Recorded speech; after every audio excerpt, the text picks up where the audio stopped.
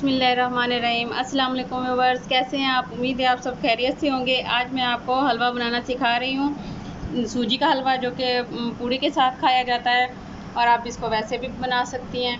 तो इसके लिए आप ऐसा नोट कर लें, इसके लिए 250 ग्राम सूजी ली है मैंने और इतनी ही 250 ग्राम चीनी ली है। आप चीनी अगर कम खाते हैं तो इसको थोड़ा सा कम भी कर सकते हैं। ये किशमिश ली है मैंने थोड़ी सी, 6 अदद सब्ज़ इलायचियाँ ली हैं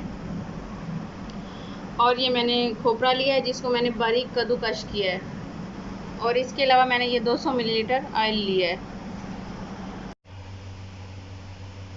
सबसे पहले मैं ऑयल डालूँगी कढ़ाई में। ऑयल गर्म हो जाएगा तो इसके बाद मैं इसमें सब्ज़ इलायची डालूँगी।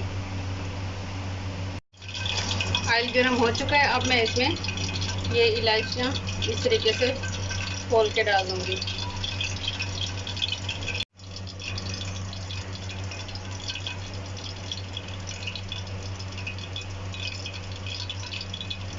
इलायचियों की खुशबू आ जाएगी, जब ये कड़कड़ा जाएंगी तो फिर इसमें मैं सूजी डाल दूँगी।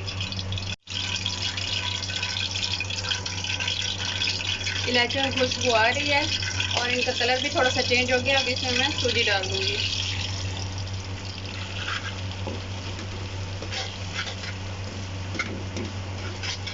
हल्की आंच पे मुसलसल ये चम्मच हिलाते हुए इसको भूनना है अच्छे तरीके से।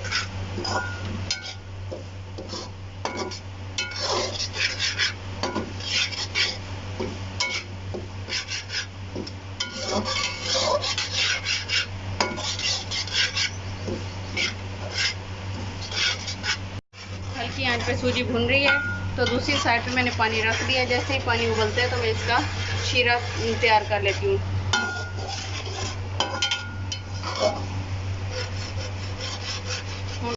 पानी उबल चुका है, अब इसमें मैं चीनी डाल दूँगी और इसके साथ ही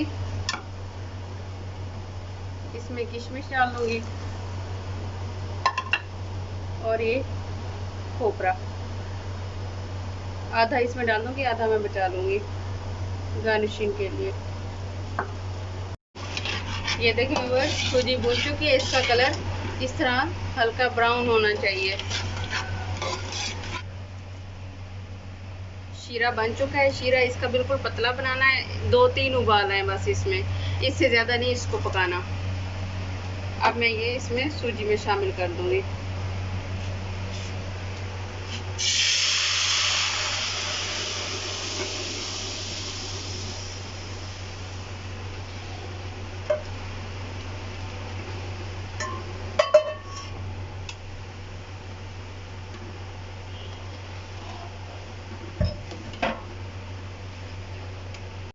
ये इसको दरमियानी आंच पे पका लेना है ताकि जो सूजी है वो इसके अंदर बिल्कुल घुल जाए और हलवा बिल्कुल सख्त भी नहीं बनाना।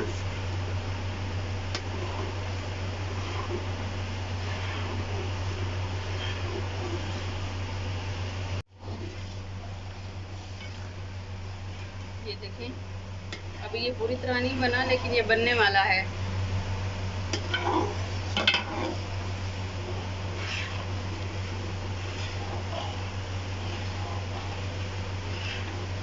इस तरह चम्मच हिलाते हुए इसको अच्छे तरीके से पकाना है।